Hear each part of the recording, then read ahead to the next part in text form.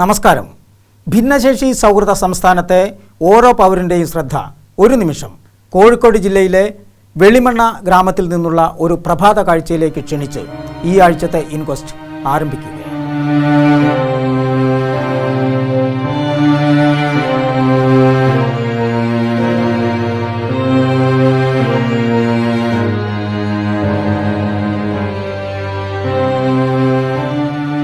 നാട്ടിലെ സമപ്രായക്കാരായ കുട്ടികൾ പള്ളിക്കൂടത്തിലേക്ക് പോകുന്നത് വിടർന്ന കണ്ണുകളോടെ നിറഞ്ഞ മനസ്സോടെ ഇങ്ങനെ നോക്കി നിൽക്കുന്നത് മുഹമ്മദ് ആസിം ആണ്. ഈ അധ്യയന വർഷം ആരംഭിച്ചപ്പോൾ മുതൽ എല്ലാ ദിവസവും ആസിം ഇങ്ങനെ നോക്കി നിൽക്കാറുണ്ട്, രാവിലെയും വൈകിട്ടും. അവനറിയാം സ്കൂൾ തരുന്ന സന്തോഷവും സ്വാതന്ത്ര്യവും അറിവും എന്തെന്ന്. കാരണം വീടിന് തൊട്ടടുത്തുള്ള സ്കൂളിൽ അവൻ 7ാം ക്ലാസ് വരെ പഠിച്ചിട്ടുണ്ട്. ജന്മന 2 കൈകളുമില്ല, ഒരു കാലിന് നീളക്കുറവാണ്, പുറമെ സംസാര വൈകല്യവും കേൾവിക്കുറവും ഉണ്ട്. അതിനാൽ 7ാം ക്ലാസ് കഴിഞ്ഞപ്പോൾ സ്കൂളിൽ പോക്ക് നിർത്തേണ്ടി വന്നു. പക്ഷേ മറ്റെന്തിനേക്കാളേറെയും അവൻ ഇഷ്ടപ്പെടുന്നുണ്ട് ഈ അധ്യയന വർഷം മുടങ്ങി നിൽക്കുന്ന പഠനം തുടരാൻ. അതിന് എല്ലാ പരിമിതികളെയും തോൽപ്പിക്കുന്ന ബുദ്ധിയും നിശ്ചയദാർഢ്യവും അവനുണ്ടെന്ന് അവൻ്റെ ജീവിതം തന്നെ സാക്ഷി.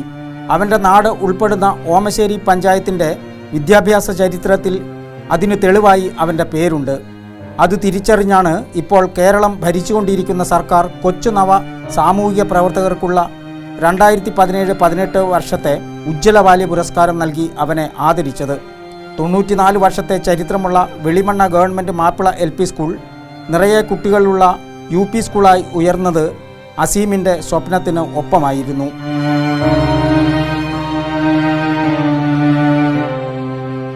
അസീമിന് 4ാം ക്ലാസ്സിൽ തന്നെ പഠനം നിർത്തേണ്ടി വന്നേനെ. 3.5 കിലോമീറ്റർ അകലെയുള്ള UP സ്കൂളിലെത്താൻ അവന് ആവുമായിരുന്നില്ല. അതുകൊണ്ട് അന്നത്തെ മുഖ്യമന്ത്രി ഉമ്മൻചാണ്ടിയെ കണ്ട് അവൻ സങ്കടം ഉണർത്തിച്ചു. പ്രിയപ്പെട്ട മുഖ്യമന്ത്രി, വെളിമണ്ണ സർക്കാർ LP സ്കൂളിനെ UP സ്കൂളാക്കി ഉയർത്തി എന്നെ പഠനം തുടരാൻ സഹായിക്കാമോ എന്നായിരുന്നു അഭ്യർത്ഥന. തൻ്റെ പിതാവിനും സ്കൂൾ അധികൃതർക്കും ഒപ്പം കുഞ്ഞ് അസീം സെക്രട്ടേറിയറ്റിലെത്തി അന്നത്തെ മുഖ്യമന്ത്രി ഉമ്മൻചാണ്ടിയെ നേരിട്ട് കണ്ടും കാര്യങ്ങൾ ബോധിപ്പിച്ചു. ആസിമിനോട് സംസാരിച്ച ഉമ്മൻചാണ്ടി ആസിമിൻ്റേത് സർക്കാർ വിദ്യാലയമാണോ എന്ന് അന്വേഷിച്ചു. അതെ എന്ന് മറുപടി പറഞ്ഞ ആസിമിനോട് 5ാം ക്ലാസ് കഴിഞ്ഞാൽ 6ലും അത് കഴിഞ്ഞ് 7ലും പഠിക്കേണ്ടേ, അതുകൊണ്ട് UP സ്കൂൾ അല്ലേ നല്ലതെന്ന് ചോദിച്ചുള്ളൂ. കയ്യോടെ കോഴിക്കോട് ജില്ലാ കളക്ടർക്ക് അന്വേഷണ റിപ്പോർട്ട് സമർപ്പിക്കാൻ നിർദ്ദേശം നൽകുകയാണ് അദ്ദേഹം ചെയ്തത്. മാനുഷിക പരിഗണന നൽകി പ്രത്യേക കേസായി പരിഗണിച്ച് നയപരമായ എല്ലാ കടമ്പകളെയും തരണം ചെയ്താണ് ക്യാബിനറ്റിൽ റിപ്പോർട്ട് പാസ്സാക്കിയെടുത്തത്. നോമ്പ് നോറ്റിട്ടാണ് അവനും നോമ്പ് നോറ്റിട്ടാണ് സെക്രട്ടേറിയറ്റിൽ അന്ന് സുപരിചിതമാണ്. അന്ന് ആസിമിനെ സെക്രട്ടേറിയറ്റിൽ അറിയാത്തവർ ആരുമില്ല. അന്ന് പാസ് പോലും ചില സമയത്ത് വേണ്ടിയിരുന്നില്ല. കാരണം ആസിമി ദിവസവും രാവിലെ പോവും, വൈകിട്ട് വരും എന്ന രീതിയിൽ അവിടെ പോയിട്ട് ഫയലുകൾ നീക്കാൻ അപ്പോൾ മുൻപന്തിയിലുണ്ടായിരുന്നു. അതോടെ 300-ൽ താഴെ മാത്രം വിദ്യാർത്ഥികൾ ഉണ്ടായിരുന്ന Velimanna government Mappila LP school 2014-15 അധ്യയന വർഷം മുതൽ 500-ൽ അധികം പഠിതാക്കളുള്ള മികച്ച പഠന നിലവാരം പുലർത്തുന്ന UP സ്കൂളായി മാറി. നാടിൻ്റെ അഭിമാനമായി മാറിയ അവനൊപ്പം സ്കൂളും തൊട്ടടുത്ത് വളർന്നപ്പോഴാണ് ഈ സർക്കാരിൻ്റെ പ്രഥമ ഉജ്ജ്വല ബാല്യ പുരസ്കാര ജേതാക്കളിൽ ആസിമും ഇടം നേടിയത്. എന്നാൽ 7ാം തരത്തിലെത്തിയതോടെ അടുത്ത ചോദ്യം മുന്നിലെത്തി. പ്രാഥമിക കാര്യങ്ങൾ നിർവഹിക്കാൻ പോലും വീട്ടുകാർ ഇടയ്ക്കിടെ സ്കൂളിലെത്തേണ്ട അവസ്ഥയിലുള്ള ആസിം തുടർ പഠനത്തിന് അകലെയുള്ള സ്കൂളുകളിലേക്ക് എങ്ങനെ പോകും? അവൻ തൻ്റെ കൈകൂടിയായ കാലിൽ പേനയെടുത്ത് മുഖ്യമന്ത്രിക്ക് എഴുതി. ആസിമിൻ്റെ ഈ കത്ത് അവൻ്റെ ആവശ്യത്തിൽ മാത്രം ഒതുങ്ങുന്നതല്ലെന്ന് നാടിൻ്റെ ഇടപെടലും യാഥാർത്ഥ്യവും അറിഞ്ഞാൽ മനസ്സിലാവും. വെളിമണ്ണ ഗ്രാമത്തിലെന്നല്ല, ഓമശ്ശേരി പഞ്ചായത്തിൽ തന്നെ ഒരു സർക്കാർ ഹൈസ്കൂളില്ല. വെളിമണ്ണയിൽ നിന്ന് 7 കിലോമീറ്ററോളം അകലെ പഞ്ചായത്ത് അതിർത്തിയിൽ സ്ഥിതി ചെയ്യുന്ന 2 എയ്ഡഡ് സ്കൂളുകൾ മാത്രമാണ് നിലവിലുള്ളത്. 22 പട്ടികജാതി വിഭാഗങ്ങളും ഒരു പട്ടികവർഗ കോളനിയുമുള്ള ന്യൂനപക്ഷ പിന്നോക്ക മേഖലയാണ് പഞ്ചായത്ത്. വാഹന സൗകര്യവും ഏറെ കുറവ്. ഇതെല്ലാം മുൻനിർത്തി സർക്കാർ ഹൈസ്കൂൾ വേണമെന്ന് AEO ശുപാർശ ചെയ്തിട്ടുള്ളതാണ്. ഓമശ്ശേരി ഗ്രാമപഞ്ചായത്ത് ഭരണസമിതി വെളിമണ്ണ UP സ്കൂൾ ഹൈസ്കൂൾ ആക്കണമെന്ന് ഐകകണ്ഠ്യേന പ്രമേയം പാസാക്കിയിട്ടുള്ളതുമാണ്. സ്കൂൾ അപ്ഗ്രേഡ് ചെയ്യണമെന്ന് കോഴിക്കോട് ജില്ലാ പഞ്ചായത്തും പ്രമേയത്തിലൂടെ ആവശ്യപ്പെട്ടിട്ടുണ്ട്. ഈ വസ്തുതകളുടെ പശ്ചാത്തലത്തിൽ ആസിമിൻ്റെ കത്ത് പത്രമാധ്യമങ്ങളും സോഷ്യൽ മീഡിയയും ചർച്ചയാക്കി. ആ അവസരത്തിൽ ആസിമും പിതാവും നാട്ടുകാരും അടങ്ങിയ സംഘം മുഖ്യമന്ത്രി പിണറായി വിജയനെ നേരിട്ട് കണ്ട് സങ്കടമറിയിച്ചു. വേണ്ടത് ചെയ്യാമെന്ന മുഖ്യമന്ത്രിയുടെ ഉറപ്പിൽ സന്തോഷിച്ച് തിരിച്ചു പോന്നെങ്കിലും വേണ്ടത്ര നീക്കുപോക്ക് ഉണ്ടായില്ല. കഴിഞ്ഞ വർഷം ഫെബ്രുവരിയിൽ ആസിമും നാട്ടുകാരും നിയമസഭാ ഓഫീസിലെത്തി വീണ്ടും മുഖ്യമന്ത്രിയെ കണ്ടു.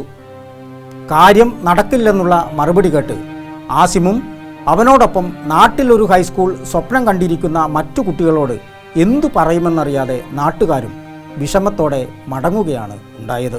പക്ഷേ വിഷയം അവിടെ ഉപേക്ഷിക്കുകയല്ല ആസിം ചെയ്തത്.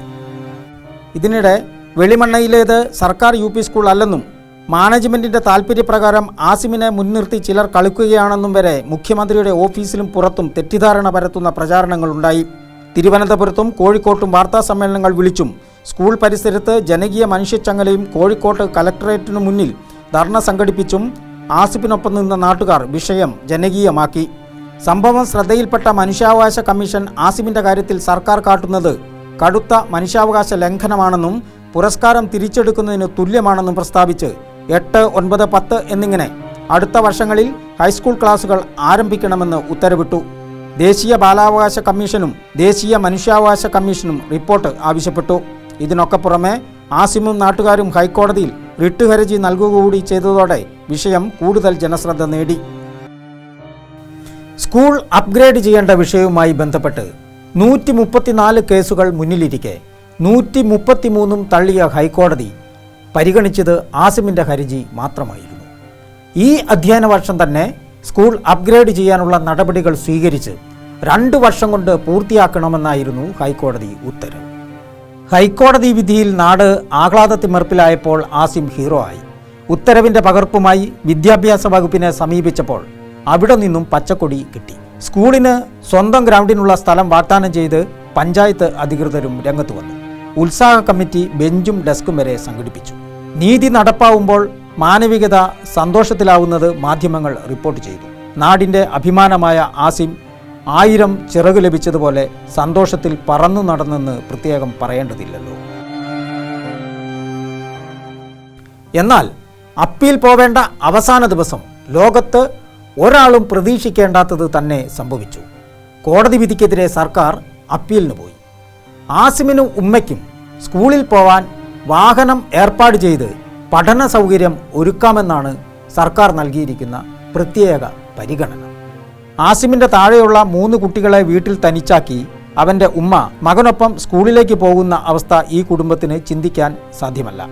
സംസ്ഥാന ദേശീയ മനുഷ്യാവകാശ കമ്മീഷനുകൾ, ഗ്രാമ-ജില്ലാ പഞ്ചായത്തുകൾ, ഒരു നാട് മുഴുവൻ ആസിമും നാടും മുന്നോട്ട് വയ്ക്കുന്ന ആവശ്യം പരിഗണിക്കേണ്ടതാണെന്നും പ്രത്യേക പരിഗണന നൽകേണ്ടതാണെന്നും ആണയിട്ട് പറയുമ്പോഴും അപ്പീലിൽ നിന്ന് പിന്മാറാൻ സർക്കാർ കൂട്ടാക്കാത്തത് എന്താവും? അഥവാ തെറ്റിദ്ധാരണയാണെങ്കിൽ ഉടൻ അത് തിരുത്തി പിന്മാറുമോ? ഇപ്പോഴും നാടും ആസിമും ശുഭാപ്തി വിശ്വാസത്തിലാണ്. എന്നാൽ സർക്കാരിന് ഇതൊരു പ്രത്യേക പരിഗണന അർഹിക്കുന്ന മനുഷ്യാവകാശ പ്രശ്നമായും ഒരു നാടിൻ്റെ നാളേക്കുള്ള പ്രതീക്ഷയായും കാണാനാവാത്തത് എന്താവും? നമ്മുടെ സംസ്ഥാനം പ്രളയത്തിൽ മുങ്ങിത്താഴ്ന്നപ്പോൾ നാടിനകത്തുനിന്നും പുറത്തുനിന്നുമുള്ള സഹായങ്ങൾക്ക് കൈനീട്ടുമ്പോൾ അവിടെ നിന്നു നമ്മൾ പ്രതീക്ഷിച്ചത് എന്തു പരിഗണനയാണ്? അന്ന് സഹജീവികൾക്കു വേണ്ടി നീണ്ടുവന്ന സഹായഹസ്തങ്ങളിൽ 2 കൈയും ഇല്ലാത്തതിനാൽ നമുക്ക് കാണാൻ പറ്റാത്ത ഒരു കുഞ്ഞു മനസ്സിൻ്റെ സാന്നിധ്യവും ഉണ്ടായിരുന്നു. ഉപ്പയും ഉമ്മയും അവൻ്റേതെന്ന് ചൂണ്ടിക്കാണിച്ച് കുടുക്കയിൽ ഇട്ടുകൊടുത്ത തുട്ടുകളും കൂട്ടുകാരിൽ നിന്ന് സമാഹരിച്ചതുമായി 53,815 രൂപയും കാൽവിരൽ കൊണ്ട് സ്നേഹപൂർവ്വം എഴുതിയ ഒരു കത്തുമായിരുന്നു അത് ആരുടേതാണെന്ന് വിനയം കൊണ്ട് അസീമോ കുടുംബമോ വെളിപ്പെടുത്തുന്നില്ല എന്ന് മാത്രം. ആസിം പിറന്നു വീഴുന്നത് വൈകല്യത്തോടെ ആയിരിക്കുമെന്നും അബോർട്ട് ചെയ്യുന്നതാണ് സുരക്ഷിതമെന്നും വൈദ്യശാസ്ത്രം മുന്നറിയിപ്പ് നൽകിയപ്പോൾ ജീവൻ്റെ അവകാശമില്ലാതാക്കാൻ തങ്ങൾക്ക് ഒരധികാരവും ഇല്ലെന്ന് പറഞ്ഞ് വിനയപൂർവ്വം അത് നിരസിച്ച പിതാവ് ആലത്തുകാവിൽ സയ്യിദ് മുഹമ്മദിൻ്റെയും ഉമ്മ ജംഷീനയുടെയും മാനവികതയ്ക്ക് മുന്നിൽ തലകുനിച്ച് എല്ലാ പിന്തുണയും ആസിമിന് നൽകി അവന് 1000 കൈകളാവാൻ പ്രേക്ഷകരോട് അഭ്യർത്ഥിച്ച് ഈ ആഴ്ചത്തെ ഇൻക്വസ്റ്റ് മുഖ്യമന്ത്രിക്കുള്ള ഈ അപേക്ഷയിൽ വിടവാങ്ങട്ടെ. ബഹുമാനപ്പെട്ട കേരള മുഖ്യമന്ത്രി പിണറായി വിജയൻ അവർക്ക് പഠിച്ച് ഉയരങ്ങളിലെത്താൻ എന്നെ സഹായിക്കണം sir. Velimanna GM UP school 7ാം class വിദ്യാർത്ഥി മുഹമ്മദ് ആസിം പി എഴുതുന്നത്. ഞാൻ ജന്മന ഇരു കൈകളുമില്ലാത്തവനാണ് സാർ. എൻ്റെ കാലിനും വൈകല്യങ്ങളുണ്ട്. എനിക്ക് സ്വന്തമായി സ്കൂളിൽ പോകാനോ പ്രാഥമിക കാര്യങ്ങൾ നിർവഹിക്കാനോ കഴിയില്ല. എനിക്ക് ഭക്ഷണം തരാനും പ്രാഥമിക കാര്യങ്ങൾ ചെയ്തു തരാനും ദിവസവും ഇടയ്ക്കിടെ എൻ്റെ ഉമ്മ സ്കൂളിൽ എത്തിയേ തീരൂ. എൻ്റെ പ്രയാസം മനസ്സിലാക്കി ഞാൻ 4ാം ക്ലാസ്സിൽ പഠിക്കുമ്പോൾ തുടർപഠനത്തിനു വേണ്ടി സർക്കാർ LP സ്കൂൾ UP സ്കൂളായി അപ്ഗ്രേഡ് ചെയ്തു തന്നിരുന്നു. അതിനാൽ എനിക്ക് 7ാം ക്ലാസ് വരെ പഠിക്കാൻ സാധിച്ചു. 8ാം ക്ലാസ്സിൽ പഠിക്കാനുള്ള സൗകര്യം UP സ്കൂളായ ഈ വിദ്യാലയത്തിലില്ല. 5 കിലോമീറ്ററിൽ അധികം യാത്ര ചെയ്ത് അടുത്തുള്ള ഹൈസ്കൂളിലേക്ക് പോകാൻ എനിക്ക് സാധ്യവുമല്ല. പഠിച്ച് ഉയരണമെന്നുള്ള എൻ്റെ മോഹം അസ്തമിക്കുകയും ചെയ്യും. ആയതിനാൽ എൻ്റെ ഈ വിഷമം മനസ്സിലാക്കി മാനസിക പരിഗണന വെച്ച് 94 വർഷം പഴക്കമുള്ള എൻ്റെ ഈ സർക്കാർ വിദ്യാലയം ഒരു ഹൈസ്കൂളായി ഉയർത്തുകയാണെങ്കിൽ എൻ്റെ തുടർപഠനമെന്നുള്ള സ്വപ്നം പൂവന്നു. എൻ്റെ ഈ സങ്കടത്തോടു കൂടിയുള്ള അപേക്ഷ തള്ളിക്കളയില്ലെന്ന വിശ്വാസത്തോടെ നിങ്ങളുടെ സ്വന്തം ഒരു കൊച്ചുമകൻ എന്ന് മുഹമ്മദ് ആസിം.